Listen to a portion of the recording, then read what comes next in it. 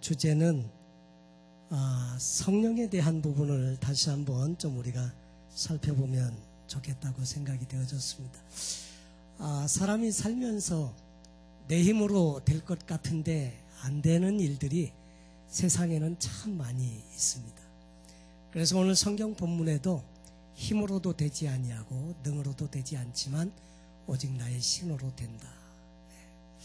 그래서 우리 하나님의 능력이 참 절실하게 필요한데, 이 하나님의 능력을 늘 공급받으면서 사는 사람과 그렇지 못한 사람과의 삶에는 많은 차이가 있는 것을 보게 되지요. 성령님의 도우심으로 살면 우리 하나님의 도우심 속에서 능력 있게 살기가 좋은데, 내가 살려고 하면 너무나 힘든 일들이 많더라 하는 거죠. 특별히 죄를 감당하는 일에 있어서도, 성도님들도 물론 마찬가지로 주님 일을 하는 일에서도 역시 마찬가지로 성령님의 도우심이 절실히 필요합니다. 특별히 죄종들에게는 성령님의 도우심이 없이는 사역한다는 것이 진짜 괴로움이고요, 힘든 일이고 참 그렇죠. 그래서 하나님께서 힘을 공급해 주시고 능력을 공급해 주셔야 우리의 삶이 정말 힘 있는 삶을 살게 된다 하는 거죠. 요즘은 자동차들이 참 잘 나와서 파워를 공급해 주잖아요. 그래서 큰 자동차도 막 이렇게 손바닥 대고 이렇게 돌리면 핸들이 스무스하게 이렇게 잘 돌아가고, 제가 한국에서 미국에 올 때 운전면허를 국제면허라도 따오려고 한국에서 운전면허 이제 학원에서 이제 운전면허를 땄는데, 일종 보통인가 이걸 가지고 이제 타이탄 트럭 가지고 운전 연습하고 시험을 보는데, 그때는 얼마나 이 핸들이 뻑뻑한지요. 이게 안 돌아가, 외지간에서 안 돌아가. 그래서 막 이렇게 힘을 써가지고 이렇게 해야 돌아가고요. 브레이크도 엉덩이가 들릴 정도로 이렇게 밟아야 브레이크가 밟히고 이렇게 했었는데, 미국에 오니까 차가 좋더라고요. 쫙 잘 돌아가고, 브레이크를 그냥 한국 생각하고 확 밟았더니 차가 그냥 갑자기 서는 바람에 이렇게 깜짝 놀란 적이 있었습니다. 근데 이 성령님이 우리 안에 계시면요, 우리가 사는 우리의 일상의 삶에 힘을 공급해 주신다고 하는 거죠. 이 성령님은 누구시냐면 하나님이시고요, 삼위일체시고, 이 성령님은 능력이 있는 전능하신 하나님이세요. 그래서 창세기 1장에 보면 하나님이 천지를 창조하시니라, 그리고 하나님의 신이 수면에 운행하시니라 그랬습니다. 하나님이 천지를 창조할 때 무엇으로 창조했느냐면 말씀으로, 여러분 따발이라고 하는 말씀으로 천지를 창조하셨는데, Let there be light, 빛이 있으라 하시면 빛이 있었고, 근데 천지를 창조하실 때 하나님의 신이 수면을 운행했다. 이 하나님의 신이 성령님이십니다. 천지 창조 역시 삼위일체 하나님이 함께 천지를 창조하신 것이다 하는 거죠. 이 성령 하나님을 우리는 성경에서 보혜사라고 이야기합니다. 보혜사라는 말은 파라클레토스, 돕는 자, 위로자, 대언자, 상담자, 그리고 우리를 뒤에서 가이드해주는 그런 후견인이라고 하는 뜻을 성령님이 파라클레토스라는 이름에 가지고 있습니다. 이분께서 나와 함께 계시고 상담해 주시고 위로해 주시고, 그리고 내게 힘을 공급해 주시는 성령님이 계시다는 것은 오늘 현대를 살아가는 우리에게 얼마나 큰 힘과 위로가 되는지 모릅니다. 여러분, 요즘 우리가 하는 일에 참 많은 기계적인 도움을 받고 이렇게 일을 하죠. 여러분, 땅 파는 일이 얼마나 힘듭니까? 그런데 불도저 가지고 한번 밀어붙이면 금방 그냥 땅을 그냥 싹 이렇게 파내려가는 것을 보고요.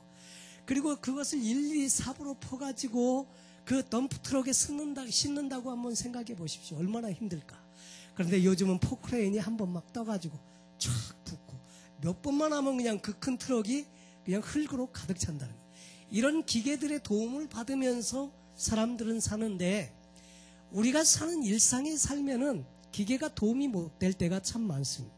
그런데 영적인 세계가 있는데, 영적인 세계에서는 우리와 함께 하시는 성령님의 도움을 받아야 우리는 능력 있는 성도의 삶을 살게 된다고 하는 거죠.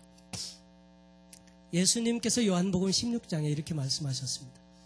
내가 가는 것이 너에게 유익이다. 내가 실상을 말하는데 내가 가는 것이 너에게 유익이라. 내가 가야 다른 보혜사, 여러분 이 보혜사라는 말, 다른 보혜사는 어떤 다른 보혜사냐면 완전히 질이 다른 보혜사가 아니고요, 같은 보혜사인데 다른 분이세요. 다시 말해서 성령님을 예수님이 말씀하시는데, 왜 예수님께서 가시는 것이 제자들에게 유익이라고 말씀하시느냐면, 예수님은 육신을 입고 있으셔서 제한을 받으세요. 시간과 공간의 제한을 받으시는데, 성령님은 영이신 하나님, 성령을 가리켜서 루아크, 푸누마, 숨, 호흡, 바람 이렇게 설명을 하는데, 영이신 하나님, 이분은 시공에 제한이 없으시다는 거예요. 그래서 어디든지 함께 하실 수 있고요. 그리고 예수님이 나와 함께 계시는 동안에는 다른 사람과는 함께 있을 수 없는데, 성령님은 안 그러세요. 이분은 영이시고 편재하시는 분이셔서 내 안에도 와 계시고 다른 사람에게도 가실 수 있습니다. 그러니까 제자들을 위해서 실제로 유익은 뭐냐면, 예수님 당신보다도 성령님이 함께 계시는 것이 유익이다, 그 말입니다. 근데 예수님도 성경에서 보니까 기적과 이사를 많이 행하셨는데 성령으로 말미암지 않고는 기적과 이사를 베풀질 않으셨어요. 여러분, 예수님이 누구십니까? 예수님이 하나님이시거든요. 근데 능력의 하나님이신데 이분도 성령으로 말미암지 않고는 아무 일도 행치 아니하시니라, 그렇게 되어져 있습니다. 그러니까 예수님의 사역의 모든 부분은 성령님과 함께 하셨던 사역이었다 하는 것을 우리가 잘 알게 되는 것입니다. 그렇다면 예수님도 성령으로 말미암지 않고는 사역하실 수 없었다면 저와 여러분이야 얼마나 이 성령님의 도우심이 필요하겠냐 하는 거죠. 그런데 우리는 성령님이 계신 것도 잘 인식하지 못하면서 살 때가 많더라는 거죠. 여러분, 성령님이 우리와 함께 계신 거 아시죠? 대답이 없으시네. 여러분, 성령님이 우리 안에 함께 계시거든요. 근데 이 함께 계시는 성령님을 dwelling God, 그러니까 다시 말해서 내 안에 들어오셔서 나와 함께 사시는 하나님이라 그 뜻입니다. 구약 성경에서는 성령님이 오셨다가 사역하시고는 그냥 가시고, 사역하시고는 가시고 그랬습니다. 삼손에게 성령님이 임하셨을 때 나귀 턱뼈 하나를 가지고요, 몇 명을 쳐 죽였다고요?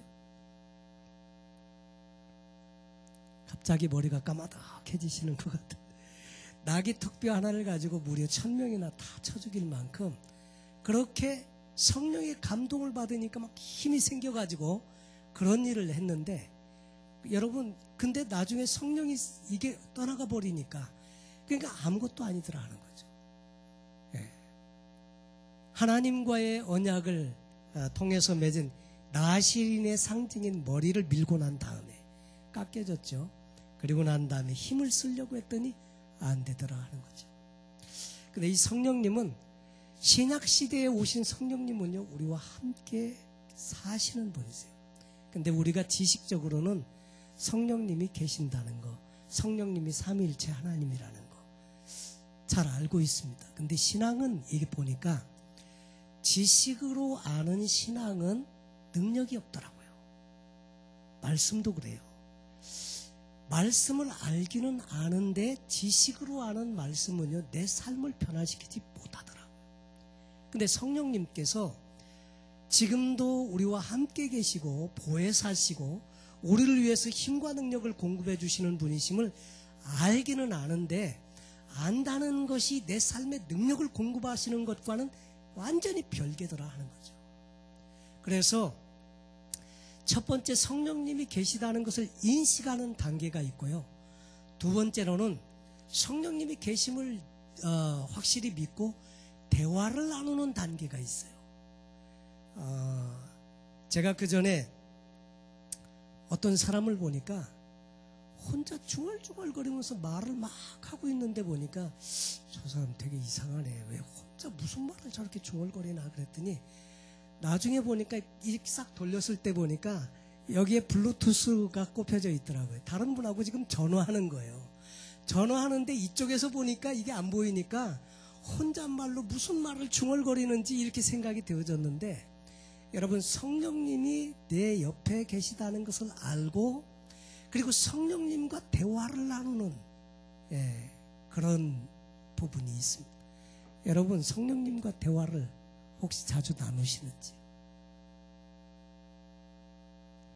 다 이상한 사람 모드시 볼까봐 대화 잘 못 나누십니까? 여러분, 가끔 성령님과 대화를 나누는 거 필요합니다. 제가 보니까 예전에 가이드 포스트지를 보니까 미국의 어떤 트럭 운전사에 대한 이야기예요. 그 트럭 운전사가 예수님을 믿는 크리스찬인데 이분은 꼭 이렇게 그 자동차에 올라탈 때 꼭 먼저 이렇게, 그리고 자기가 이 사람 꼭 누구를 들어가라고 그러는데 누굴 보고 들어가라고 그러는, 나중에 보니까 그분은 이거예요. 성령님 먼저 들어가시죠. 그리고 성령님 먼저 가시게 하고 자기가 운전대에 앉으면 성령님께 말씀을 나누면서 오늘도 안전한 운전이 되게 해달라고, 그리고 성령님과 교제하고 교통하고 그런다는 신앙의 이야기를 가이드 포스트지에 오래전에 읽은 적이 있습니다. 여러분, 우리는 이렇게 누구의 집에 초대를 받았을 때 손님으로 초대해놓고 대화조차 걸지 않으면요, 여러분 기분 나쁘잖아요. 집에 손님으로 왔는데 한마디도 안 해. 여러분 얼마나 무시당하는 거예요. 아, 잘 주무셨습니까? 아, 오늘 날씨 좋죠? 오늘 아침 뭐 드시겠어요? 그리고 자꾸 대화를 나누고 이게 교제가 되어져야 하는데 한마디도 안 해. 그러면 여러분 그 집에 오래 붙어 있겠습니까? 그냥 나를 싫어하나 봐, 그렇게 생각을 하게 되죠. 여러분, 성령님이 우리 안에 계시는데 우리가 그냥 분주하게 바쁘게 살다 보니까 한 번도 하루에 한 번도 그분이 계시다는 걸 생각하고 그분과 대화를 나눈 적이 별로 없는 때가 참 많잖아요. 그게 많죠. 그런데 성령님과 대화를 나누는 거 있습니다. 세 번째, 성령님이 우리 옆에 계시고 내 삶에 함께 하시는 그 주인이 되심을 믿고요, 그분을 의지하면서 사는 겁니다. 그분을 의지하면서 살아요. 성령님께 도움을 요청하고 도와달라고 간구하고, 여러분 그러면서 성령님의 도움을 요청하면서 그렇게 사는 신앙의 단계가 있다는 거죠. 오늘 스가랴서에 있는 말씀은 특별히 스가랴가 하나님께로부터 말씀을 받게 됩니다. 하나님의 말씀이 선포될 때 믿음의 사람들은 그 말씀을 통해서 미래의 비전을 잡게 되고요, 하나님의 음성을 듣게 되고요, 인생을 살아나가는데 힘들고 어려울 때마다 하나님의 가이드를 받으면서 살 수 있습니다. 여러분, 참 중요한 때 있잖아요. 어떤 것을 선택해야 되는지 참 고민될 때, 이렇게 해야 되냐 저렇게 해야 되냐 고민되고 갈등될 때, 정말 내 힘으로 살 수 없을 때, 정말 절박한 순간에 성령님께서 우리를 말씀으로 또 인도해 주시기도 하시는데, 이 스가랴서에 보면 유다 백성들로 하여금 그 백성들의 죄에서 돌이켜서 하나님께로 돌아오도록 스가랴에게 말씀을 주십니다. 특별히 하나님의 말씀을 통해서 우리가 바른 인도를 받는다는 것은 대단히 중요합니다. 주의 말씀은 내 발의 등이요 내 길의 빛이니이다.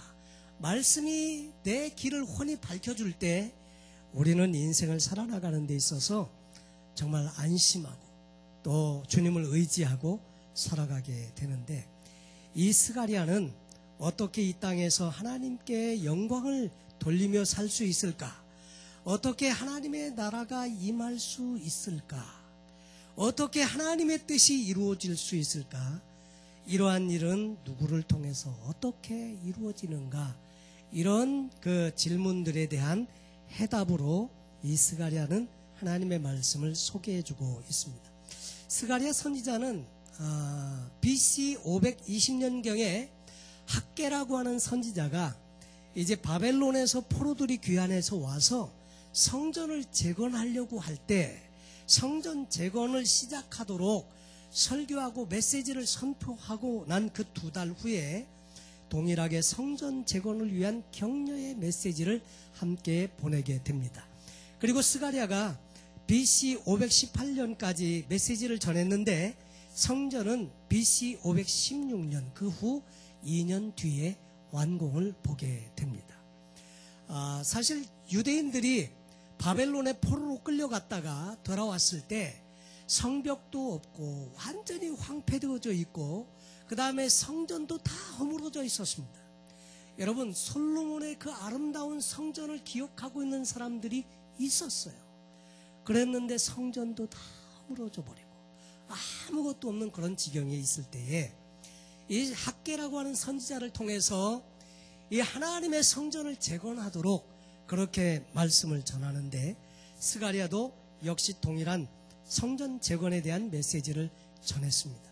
그때 그의 메시지의 핵심은 성전을 재건하라는 메시지였지만 이 성전 재건이 누구를 통해서 이루어질 것인가에 대해서 구체적으로 밝히고 있는 부분이 좀 다른 부분이라고 할 수 있습니다. 전반부 1장에서 8장은 주로 8가지의 환상을 보게 됩니다. 그리고 성전은 성령과 성령받은 정치적인 지도자인 수룹바벨이라고 하는 사람과 종교적인 지도자인 대제사장인 여호수아를 통해서 반드시 성취될 것임을 보여주고 있습니다. 그리고 후반부 9장에서 14장까지는 미래에 나타날 메시아의 영광스러운 도래에 대해서 알려주고 있습니다. 그러면서 메시아는 낮고 천한 인간의 삶 속에 오시고 또 언약의 피로 이스라엘을 회복시켜 주실 것이며 또 흩어져 있는 양떼처럼 방황하는 백성들의 목자가 되실 것을 말씀해 주시고 있습니다. 그리고 또한 메시아는 창에 찔리고 배반을 당할 것이지만 영광 중에 다시 오셔서 이스라엘의 그 대적의 손에서 구원하시고 새로운 세상 속에 자신의 나라를 세울 것이다 하는 메시지를 스가랴를 통해서 전해주게 됩니다. 여러분, 사실 요즘은 성전이 3번 있었습니다. 첫 번째 성전은 그전에는 성막이었죠. 모세를 통해서 만들어진 성막이 있었고 그 이후에는 솔로몬이 지은 성전이 있었습니다. 그리고 솔로몬이 성전이 허물어지고 바벨론에 의해서 완전히 패망하고 이스라엘 백성들이 바벨론으로 끌려간 다음에 다시 돌아와서 수룹바벨과 여호수아에 의해서 또 이스라엘 백성들이 함께 힘을 모아서 이 성전을 재건을 하게 되는데 그때 세운 성전은 수룹바벨 성전이라고 합니다. 지금 이 내용은 이 성전을 재건하기 그 전의 일인데 이 수룹바벨 성전을 재건했을 때 솔로몬 성전의 그 아름다움을 기억하고 있는 그 나이 많은 분들이 그 수룹바벨 성전을 보면서 울었다고 되어져 있습니다. 옛날에 그 영광을 기억하면서 수룹바벨 성전을 그 초라해 보이는 수룹바벨 성전을 보면서 울었는데 성경에 보니까 그 수룹바벨 성전에 성령님께서 임하셨어요. 그 하나님의 임재가 강하게 임했는데 사람들이 그래서 두려워서 엎드리고 떨고 했었다고 하는 내용이죠. 여러분, 건물의 그 모양이 어떻든지와 상관없이 성전은 중요한 것이 하나님의 임재가 있어야 한다는 거죠. 하나님의 지배와 통치와 임재가 있지 않으면 아무리 아름답게 지어놨어도 그것은 아무것도 아니라는 거죠. 그래서 예수님 당시에 있었던 성전이 있는데 이 성전을 우리는 헤롯 성전이라고 이야기합니다. 이 성전은 무려 예수님 때만 해도 40몇 년 동안 지어오고 있었고 그 이후로도 계속 성전을 짓고 있었습니다. 그래서 70년 넘게 성전을 지었는데 결국은 유대인들의 환심을 사기 위해서 헤롯 대왕이 성전을 건축을 했는데 이 성전도 나중에 로마에 의해서 돌 위에 돌도 하나도 남지 아니하도록 완전 예수님의 예언처럼 싸그리 무너져 버리고 말았습니다. 여러분, 요즘은 성전이 없습니다. 교회를 성전이라고 말하기도 하지만 사실은 교회는 성전이 아니라 예배하는 곳이죠. 근데 성경은 또 신약에서 우리 몸을 성전이라고 말해요. 성령님의 거하실 처소라고 우리 몸을 성전이라고 말합니다. 여러분, 우리 몸이 성령님의 거하시는 성전이에요.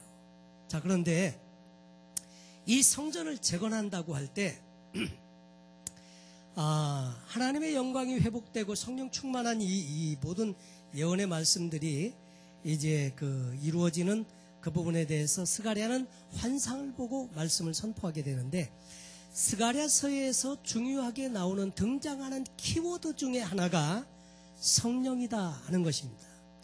여러분, 성령님은 보이지 않는 영적 세계를 살아가는 우리에게 큰 능력을 공급해 준다고 하는 거죠.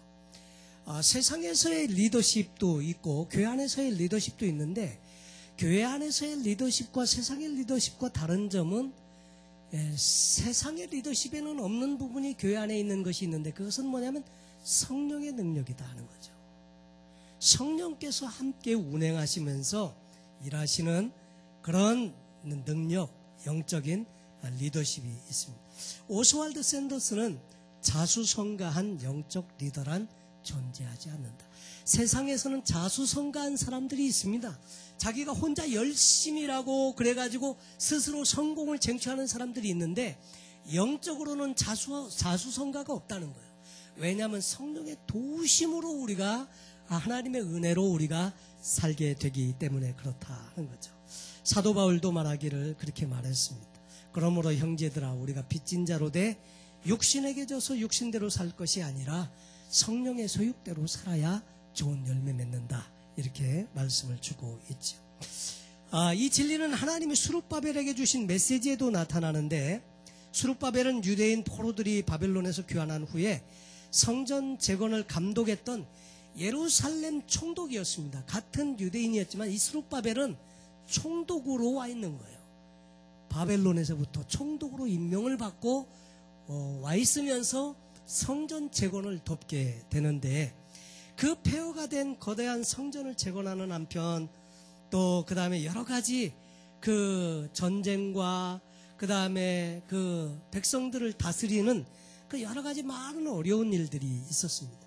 그런 중에 낙심하고 절망하고 좌절하고, 여러분 우리도 똑같지 않습니까? 인생을 사는데 그냥 평탄하게 쫙 열려져 있는 것만 있는 게 아니고, 가다 보면 막 어려운 일들이 막 산재해 있는 것들을 많이 보게 되지 않습니까? 산 넘어 또 산이라고, 한 산 넘었는데 다 끝났나 보다 그랬더니 더 큰 산이 보이는 이런 경우 있지 않습니까? 옛날에 군대 생활할 때 강원도에 보면 산들이 그렇게 많더라고요.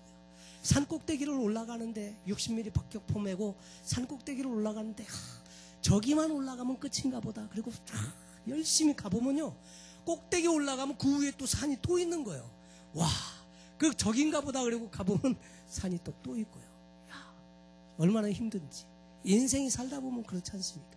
힘든 일들이 많은데, 이 수룹바벨도 역시 그 총독으로 와 있으면서 그 함께 다스리고 성전을 재건하는 일에 있어서 여러 가지 많은 모함도 받았습니다. 이방 민족들이 모함도 하고 그 다음에 어려운 일들도 많았는데, 그런 때 이 수룹바벨에게 스가랴를 통해서 하나님께서 말씀을 전해주시는데, 이 스가랴가 본 환상은 두 등대가 있고 두 감람나무가 있고, 하나는 그 주변 우편에 하나는 좌편에 있었는데 이것들이 뭔지 처음에 잘 몰랐죠. 근데 이게 뭔지를 물어봤더니 하나님께서 6절 이하의 말씀을 해 주시면서 이렇게 말씀하십니다. 그가 내게 일러 가로되 여호와께서 수룹바벨에게 하신 말씀이 이러하니라. 만군의 여호와께서 말씀하시되 이는 힘으로도 되지 아니하며 능으로도 되지 아니하고 오직 나의 신으로 되느니라.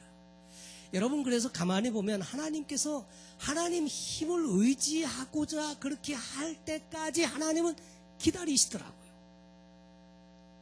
그래서 우리가 하려고 막 기를 쓰고 애쓰는 동안에는 하나님도 그냥 가만히 계셔요. 그리고 하나님, 더 이상 못하겠습니다. 하나님 이제 나 좀 도와주세요. 이렇게 하나님을 의지할 때까지 기다리셔요. 여러분, 그래서 이 성경에 보면 그가 내게 일러 가로되 여호와께서 수룹바벨에게 하신 말씀이 이러하니라. 여러분, 하나님께서 우리에게 어떤 응답을 주실 때, 어떤 하나님의 그 인도하심을 주실 때는 말씀을 주십니다. 이 수룹바벨에게도 말씀을 주셨어요. 만군의 여호와께서 말씀하시되, 말씀하시는 분은 만군, 모든 나라의 군왕들의 임금이신 여호와께서 말씀하시되, 이는이 뭡니까? 인생에서 만나는 모든 문제, 이것들이 이는이라는 말로 다 표현될 수 있습니다. 수룹바벨에게는 성전 재건의 일, 나라를 다스리는 일, 이방 민족들을 다스리는 일, 여러 가지 많은 힘든 일들을 다 총칭해서 이는이라는 말로 되어져 있는데, 수룹바벨이 당면한 모든 문제들, 그 문제들은 힘으로 되지 아니하며 능으로 되지 아니하고 오직 나의 신으로 되느니라. 여러분, 우리 힘으로, 내 능력으로, 내 백으로, 내 돈으로, 내 지식으로 안 되는 일들이 참 많아요. 힘으로도 안 되고, 백으로도 안 되고, 돈으로도 안 되고, 지식으로도 안 되고, 다른 어떤 사람으로 연줄 다 가지고도 안 되고, 안 되는데 하나님은 뭐라고 말씀하세요? 오직 나의 신으로 되느니라. 나의 신이 뭡니까? 성령님으로 된다, 그 말입니다. 여러분, 그래서 7절 말씀에 뭐라고 말씀하시느냐면, 큰 산아 내가 무엇이냐. 큰 산, 이게 큰 산이 뭘 의미한다고요? 마운튼, 큰 산, 큰 산아 이렇게 말하는데, 큰 산이 앞에서 말한 이는이라는 말과 같은 말이에요.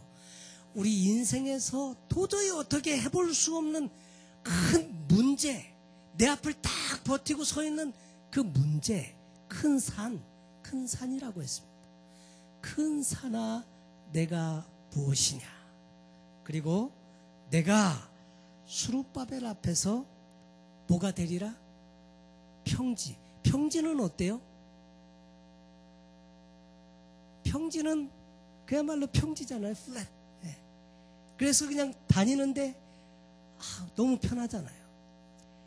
나폴레옹이 그냥 5만 군대를 쫙 이끌고 몽블랑을 정복해 보려고 높은 산 착 올라갔다잖아요. 근데 한마디 했는데 다 까무러쳤다고 그러죠. 뭐라고 그랬다고요? 여기가 아닌가벼. 그래가지고 다 까무러쳤는데, 옆에 보니까 더 높은 산이 있는데 거길 또 다시 군사들을 추려가지고 길을 쓰고 또 다 올라가가지고 휘 둘러보고 한마디 했는데 나머지가 다 딱 까무러쳤다고 그러죠. 뭐라고 그랬느냐면, 아까 거긴가벼. 그래가지고 다 까무러쳤다는데, 여러분, 이 큰 산이 뭘 말해요? 이 큰 산은 우리가 만나는 어떻게 해볼 수 없는 큰 문제, 이게 큰 산인 거죠. 그래서 큰 산아 내가 무엇이냐. 내가 수룹바벨 앞에서 평지가 되리라. 그래서 수룹바벨이 고민하고 정말 힘들어하고 있는 모든 문제에 대한 앤서가 이 스갈의 선지자를 통해서 말씀으로 주어졌는데, 그것은 뭐냐면 네 힘으로도 능으로도 안 되는 거고 나의 신으로 되는 것인데, 이 신이 함께 성령이 임하시면 큰 산이 다 낮아져서 평지처럼 된다 이겁니다. 그래서 하나님이 이래 다 형통한 길을 주신다 그 말입니다. 그래서 그가 머릿돌을 놓을 때, 자 이제 성전을 건축하기 위해서 머릿돌이라고 하는 것을 돌을 딱 놓으면, 이 머릿돌을 놓고 이 돌을 중심으로 해서 벽돌을 막 쌓아가죠. 자 이렇게 쌓아가는데, 그 머릿돌을 놓을 때에 무리가 외치기를, 이스라엘 백성들이 외치기를, 은총이 그에게 있을지어다. 은총이 뭐냐면, 여기 표현된 말은 은혜라는 말과 같아요. 은혜는 헤세드, 일방적으로 베풀어 주시는 하나님의 호의, 친절, 그 다음에 도우심, 뭐 이런 것들이 은혜, 은총, 헤세드라고 하는 말인데, 이 은총이 있을지어다. 수룹바벨이 머릿돌을 놓았는데 은총이 있을지어다, 이 말은 뭐냐면 하나님이 은혜를 베풀어 주셔서 다 완공하게 해주십시오라는 그런 염원을 이야기하는 겁니다. 은총이 있을지어다. 그러면서 여호와의 말씀이 또 임하셔서 스룹바벨이 손이 이전에 지대를 놓았은즉 기초를 쌓았으니까 그 손이 또한 그것을 마치리라 하셨나니 만군의 여호와께서 나를 너에게 보내신 줄을 내가 알리라 하셨느니라. 여러분, 우리가 인생에서 만나는 모든 문제, 큰 산 다 있습니다. 없는 사람 없습니다. 또 있는 이유는 하나님은 그것을 통해서 우리를 더 강하게 훈련하기 위해서 때로는 그것을 허락해 주시기도 하십니다. 여러분, 우리가 인생을 살면서 지혜 있는 것은 내 힘으로 하는 게 아니라는 것. 하나님의 은혜가 있어야 한다는 것. 하나님의 성령의 도우심이 있어야 한다는 것. 이것을 빨리 깨닫는 것이 지혜입니다. 이것을 빨리 깨닫고 그분을 자꾸 의지하는 거예요. 인정하는 거예요. 그분의 도우심을 간구하는 거예요. 이것이 훈련이 필요합니다. 우리가 여러분, 습관이라는 것이 참 중요하더라고요. 성공하는 사람에게는 성공하는 습관이 있다고 이야기하죠. 근데 실패하는 사람은 보면 다 실패하는 습관이 있대요.